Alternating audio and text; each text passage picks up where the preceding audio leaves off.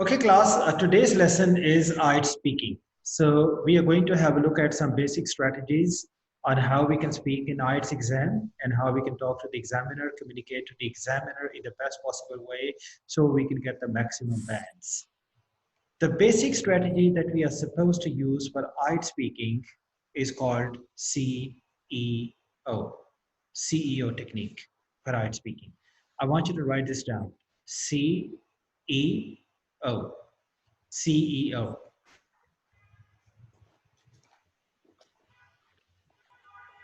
Okay. Now, what does C stand for? C basically stands for confidence. In IELTS speaking, your confidence and your fluency, these two things are highly crucial. They're very important. If you're not speaking English confidently, if you are not speaking English fluently, you will be losing your bands. So it's very important to speak English confidently and fluently. So what you can do in order to speak English fluently and confidently, there are basically three things you must do. Number one, you must always maintain an eye contact when you are speaking. Whether you're speaking in general, whether you're speaking in public, whether you're speaking in exams, you must always maintain an eye contact with the listener, with the person who's talking to you, the person who's listening to you, or the person you are speaking to. You must always maintain an eye contact. If you do not maintain an eye contact, you can never ever sound confident, because the person who does not have confidence has not the ability to maintain an eye contact with the speaker, with the listener, or with his audience. It's difficult for him to maintain an eye contact. So if you are in front of the examiner, maintain an eye contact with him. Look at him. Okay, that's actually point number one. This is a very important point of confidence. Now, number two is your hand gestures. When you are speaking English, you have your hands with you. Use your hands to communicate. Use your hands, your fingers, your arms, okay? And use them and move them to communicate your point of view to the examiner or to the person you're talking to. And if you're not using your hands, if you're not using your arms, you're not using your eyes, you're not using your body language, for example, to communicate, then you can never have the right impact on the examiner, on your listener. So the most important part is to use your hand gestures when you are speaking English. Okay, I'm using my hand gestures because I'm talking to you, and I'm also maintaining an eye contact with you. Now, point number three is to speak English fluently. That's very important. Okay, speaking English fluently requires lots of practice. It also requires lots of time. But I can tell you one specific point and one specific tip in order to speak English fluently. Normally, when we are speaking English, we are using lots of ums and ahs. Okay, we speak English and we start saying ums and ahs. Okay, we normally call them ums and ahs. So we do this ums and ahs when we are speaking English. So this is a very bad impression on the examiner, bad impression on the listener, bad impression on anybody who's talking to you. Okay, so what we should do, rather than saying ums and ahs, we can maintain 1 or 2 second silence. We can pause. We can pause, and then we can speak. Okay, in a couple of seconds, for example, you can think about what you're going to say.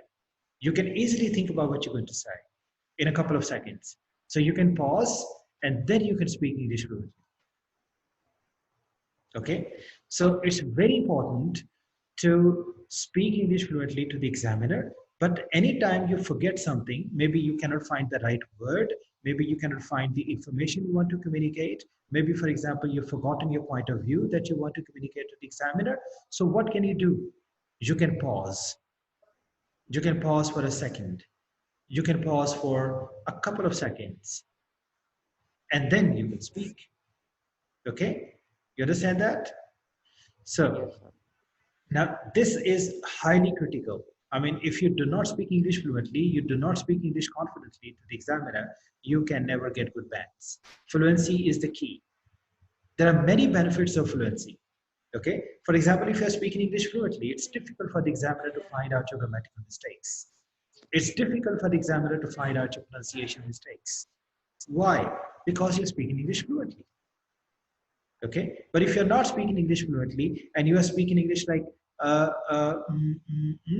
then the examiner can easily and quickly and very well find out the mistakes you're making.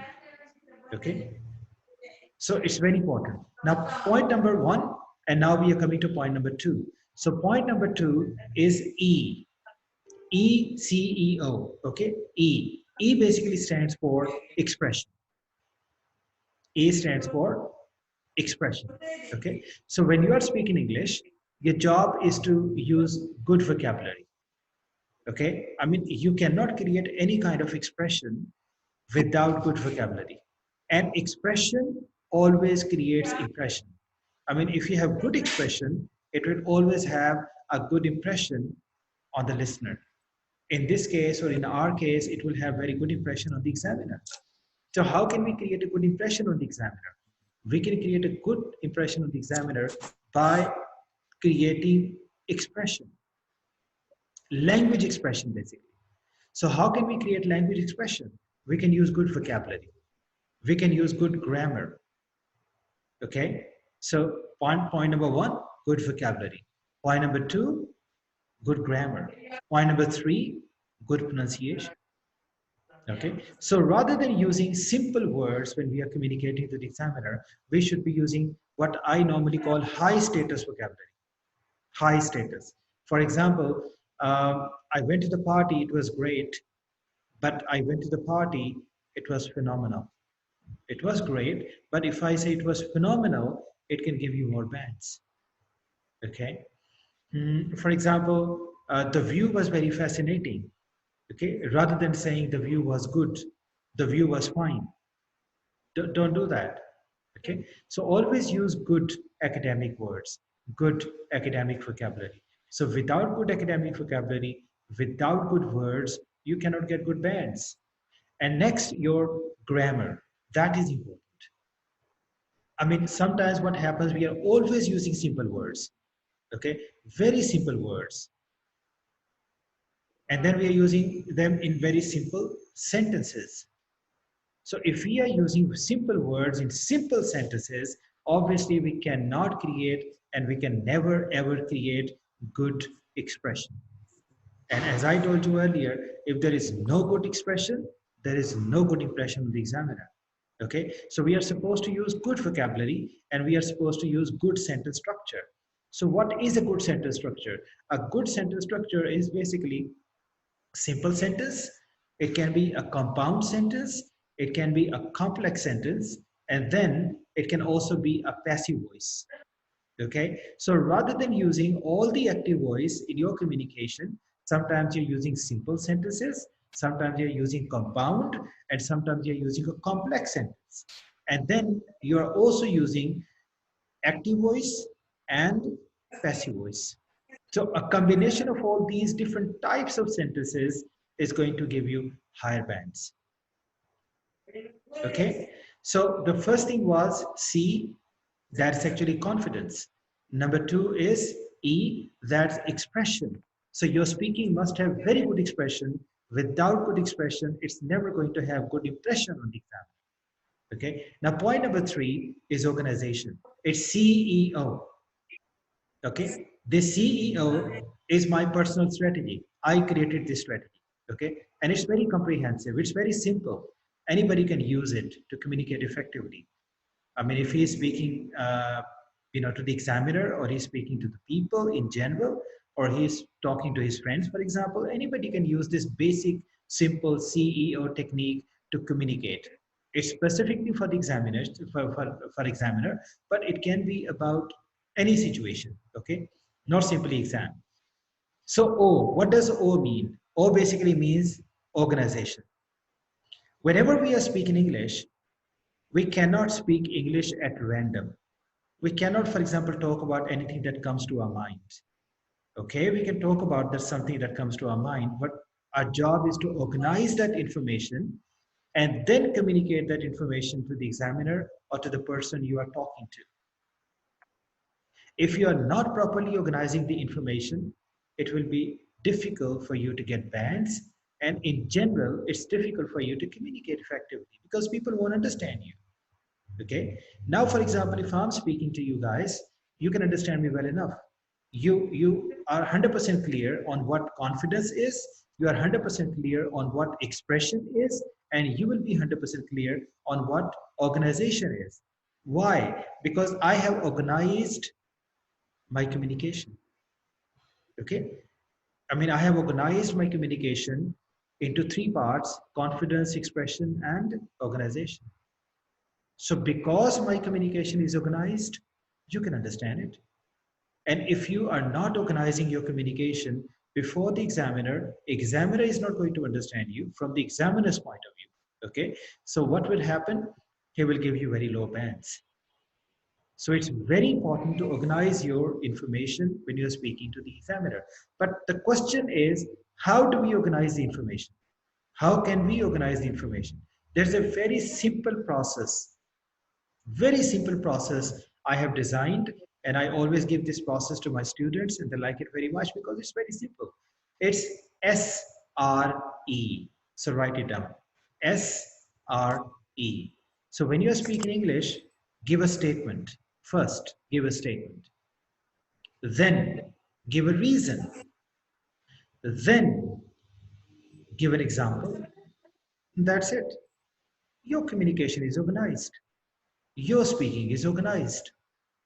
You just have to give a statement, you have to give a reason, and then you have to give an example. Okay? Statement, reason, and example. When you are doing this, you can easily organize whatever you are speaking. Whether you are speaking in public, whether you are speaking before the examiner, or whether you are speaking to your friends, always organize. Sometimes there can be some variation. For example, you can make a statement and then you can start giving a reason and an example. But sometimes you can give a statement and then you can start giving a story. Okay. Sometimes you can give a statement, then you can give example, and then you can give a story. But by and large, overall, the basic sentence structure, your organizational structure is statement, reason, and example. Your statement, reason, and example. Okay. So that's actually the basic, building block of your communication when you are speaking to somebody, if you want to organize your communication. So is it clear so far? You can wave your hands, or maybe you can nod your head.